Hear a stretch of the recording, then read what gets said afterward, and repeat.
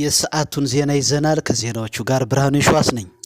የኢትዮጵያ ብር ዋጋ በተያዘው የአውሮፓውያን ዓመት ብቻ ከአሜሪካ ዶላር አንጻር ዋጋው 15 በመቶ ማሽቆልቆሉ ብሉምበርግ ዘገበ። ብሩ በአሁኑ ወቅት ከአርጀንቲናው ፒሶ እና ከቱርኩ ሊሬ ቀጥሎ በዓለም ደካማው መገበያያ ገንዘብ መሆኑን ዘገባው ጠቅሷል። በአሁኑ ወቅት መደበኛው የ1 ዶላር መግዣ ዋጋ 151 ብር ሲሆን በትይዩ ገበያ ደግሞ ወደ 180 ብር አሻቅቧል።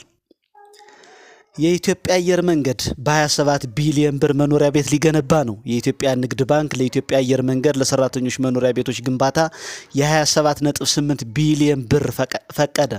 ባንኩና አየር መንገዱ የብድር ስምምነቱን ትላንት በ14/04/2018 ዓ.ም ፈርመዋል።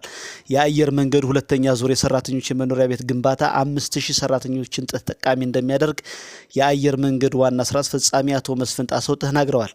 አየር መንገዱ በጠቅላላው ለ20 ሰራተኞች መኖሪያ ቤቶችን ለመገንባት ያቀደ ሲሆን በመጀመሪያ ዙር የቤት ግንባታ 1200 ያህል የተቋሙ ሰራተኞች ተጠቃሚ ሆነዋል።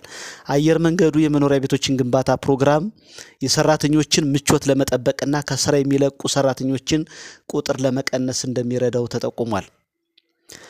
ብሔራዊ ባንክ በተለያዩ የሥራ መስኮች ሐሰተኛ የትምህርት ማስረጃዎች ስለመኖራቸው ፍንጭ ማግኘቱን ተከትሎ በሁሉም ባንኮች ሰራተኞች የትምህርት ማስረጃ ላይ ማጣራት እንዲያደርጉ አዘዘ።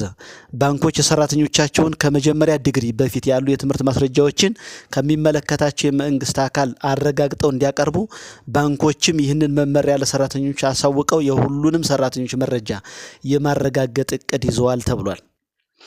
ፕሬዝዳንት ትራምፕ የጋዛን ጦርነት ለማስቆም ባቀረቡት የሰላም ሐሳብ ውስጥ የጋዛ ዓለም አቀፍ አረጋጊ የተባለ ኃይል የማሰማራት እቅድ አለ። በዚህም ከተለያዩ ሀገራት ወታደሮች የማሰባሰብ በሚቀጥሉት ወራት ውስጥ ወደ ጋዛ ለማሰማራት አሜሪካ ጥድፊያ ላይ ናት። ኢትዮጵያም የዚህ ኃይል አካል እንድትሆን መጠየቋ ተዘግቧል። ዜናዎችን ስናዘጋጅ ዋዜማ ሬዲዮንና ቢቢሲን ተጠቀምን። ሰላም።